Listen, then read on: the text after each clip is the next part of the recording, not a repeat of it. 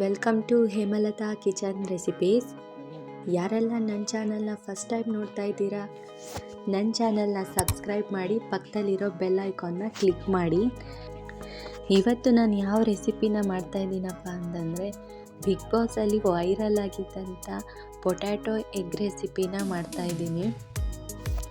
ಈ ರೆಸಿಪಿನ ನಾನು ಟ್ರೈ ಮಾಡಿದೆ, ತುಂಬಾ ಚೆನ್ನಾಗಿ ಬಂತು. ಅದರಲ್ಲೂ ಮಕ್ಕಳಿಗಂತೂ ತುಂಬಾ ಇಷ್ಟ ಆಯಿತು ಈ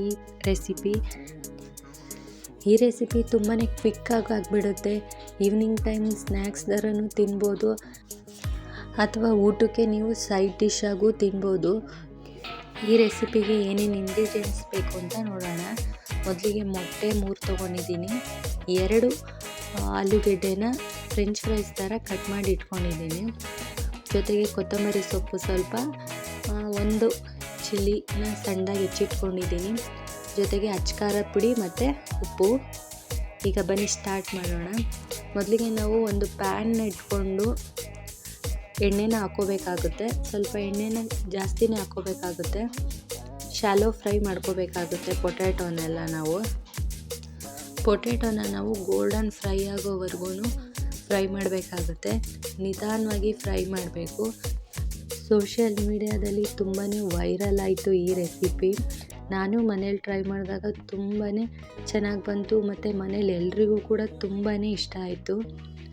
ಈಗ ಇದು ಗೋಲ್ಡನ್ ಫ್ರೈ ಆಗಿದೆ. ಈಗ ನಾವು ಎಕ್ಸಸ್ ಆಯಿಲ್ನ ತೆಗೆದುಬಿಡೋಣ. ಪೊಟ್ಯಾಟೋನ ಈಗ ಸೈಡಲ್ಲಿ ಇಟ್ಕೊಳ್ಳೋಣ. ಆ ಎಣ್ಣೆನೇ ಸಾಕು, 1 ಸ್ಪೂನಷ್ಟು ಎಣ್ಣೆ ಆದರೆ ಸಾಕು. ಈಗ ಇದಕ್ಕೆ ನಾವು ಮೊಟ್ಟೆನ ಒಡೆದು ಹಾಕ್ಕೊಳ್ಳೋಣ. ಈಗ ಇದಕ್ಕೆ ಅಚ್ಕಾರದ ಪುಡಿ 2 ಸೈಡ್ ಹಾಕ್ಕೊಳ್ಳೋಣ. ಈ ಕಡೆ ಪೊಟ್ಯಾಟೋಗೂ ಹಾಕ್ಕೊಳ್ಳೋಣ, ಆ ಕಡೆ ಎಗ್ಗಿಗೂ ಹಾಕ್ಕೊಳ್ಳೋಣ.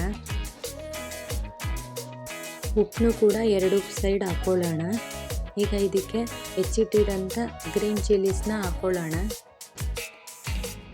ಜೊತೆಗೆ ಕೊತ್ತಂಬರಿ ಸೊಪ್ಪನ್ನು ಆ್ಯಡ್ ಮಾಡ್ಕೊಳ್ಳೋಣ.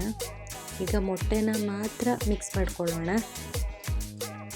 ಉರಿನ ಲೋ ಫ್ಲೇಮಲ್ಲಿ ಇಟ್ಕೊಂಡೆ ನಿಧಾನವಾಗಿ ಮಿಕ್ಸ್ ಮಾಡ್ಕೊಳ್ಳೋಣ. ಉಪ್ಪು ಮತ್ತು ಖಾರ ಎಲ್ಲ ಮೊಟ್ಟೆ ಜೊತೆ ಚೆನ್ನಾಗಿ ಮಿಕ್ಸ್ ಆಗಬೇಕದು.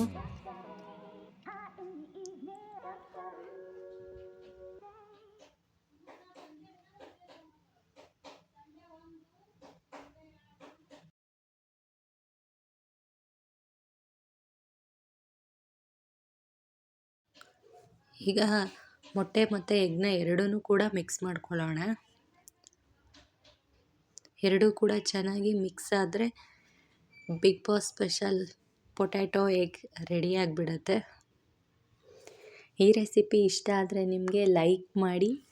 ಇದೇ ಥರ ಹೊಸ ರೆಸಿಪಿಗಳಿಗೋಸ್ಕರ ನನ್ನ ಚಾನಲ್ನ ಸಬ್ಸ್ಕ್ರೈಬ್ ಮಾಡಿ. ನೀವು ಈ ರೆಸಿಪಿನ ಟ್ರೈ ಮಾಡಿ ಹೇಗಿತ್ತು ಅಂತ ಕಮೆಂಟ್ ಮಾಡಿ.